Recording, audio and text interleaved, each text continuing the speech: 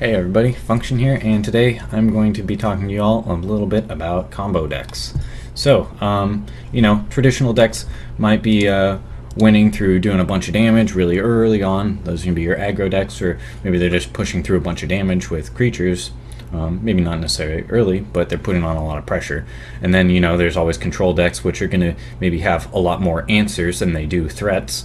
And eventually they play one of their big haymakers and close out the game. That's always pretty good.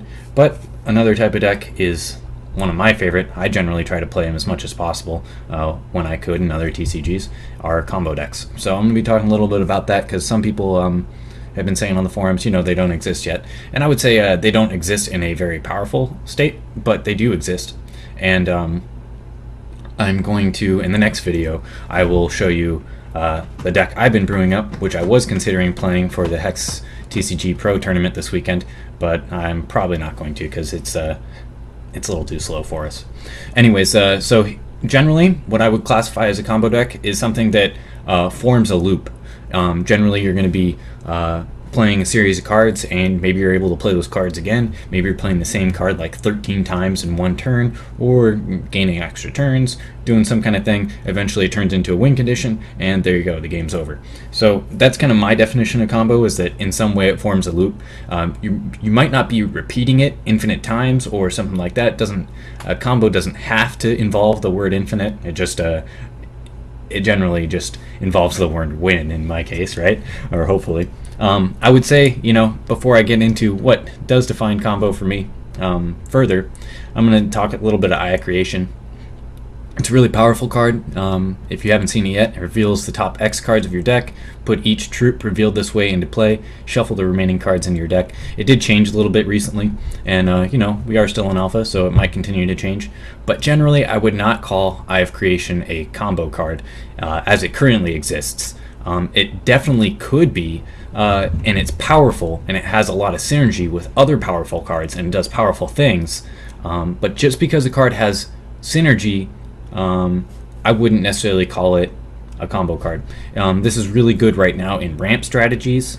If, say, there was a unique troop that returned a troop from your own graveyard into play when it came into play, you could Eye of Creation 2 of them into play at once, and then all of a sudden you would have a combo, because you would be able to do things like gain infinite life with Adamanthian Scrivener, or maybe some other cards with or some other future interactions let you do damage when stuff came into play or something like that.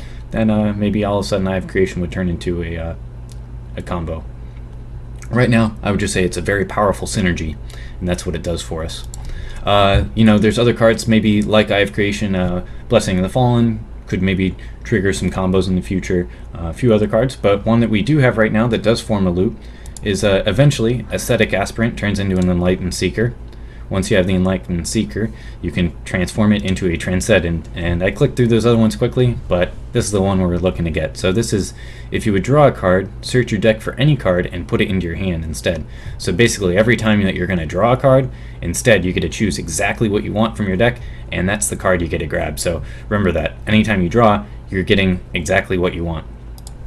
And this is not a combo that I came up with, it's been posted by a bunch of other folks, so I'm not really spoiling anything fancy here. So that guy can grab you anything you want. And Time Bug here, when you do damage with 2 of them in the same turn, you get to take an additional turn and shuffle the Time Bugs back into your deck. Well, what you got going there is, with the draw a card guy, it would be pretty good, except you're only drawing 1 per turn without any extra assistance. And that's going to be an issue, because you're not going to be able to gain infinite turns if that's your goal here. And we got to go big or go home. That's the whole deal with combo. And in this case, you can grab the final piece, which is Replicator's Gambit, which conveniently lets you draw a card as well. You put this on the Time Bug, and since you can choose the exact card you want out of your deck, you're always going to be able to pick the Replicated Time Bug, which will in turn put 6 more Time Bugs into play, and there you go. You're going to have an infinite number of turns if you so choose, and the Time Bugs, luckily, they actually hit for 1 damage, so eventually you will kill your opponent with just a flurry of Time Bugs. There's some ways to interact with this. They could always murder your Aesthetic Aspirant, or they could neutralize it while it was in the you can't play cards state of the second one, That's not going to be too good for you. They could always kill your time bugs, they could mill you, they could do Omen of Oblivion when you played the first time bug, something like that. Although I guess that one wouldn't quite work. But there are ways to interact, and generally that's going to be the fun thing for combo is there are not as many ways to interact, but they're always vulnerable to something, or they usually should be if the game is made correctly. Every once in a while there's a really degenerate combo, and with that I'm saying something where you just, on turn 2 or 3, all of a sudden you win, and your opponent never really had a chance. You're just playing solitaire at that point. That's kind of what they're trying to avoid with combo. I talked to the devs a little bit a while back, and they're going to try to always have some level of counterplay, whether it's leading up to when you had the combo, or while you're executing the combo itself. There should be some way for the opponent to interact with you. And hopefully that explains a little bit about combo, and in my next video, which will also be posted very shortly after this one, I will be going over a deck that I came up with, and well, it might not be the best, but it does have a pretty sweet interaction. Anyways, until next time, less fail, more function.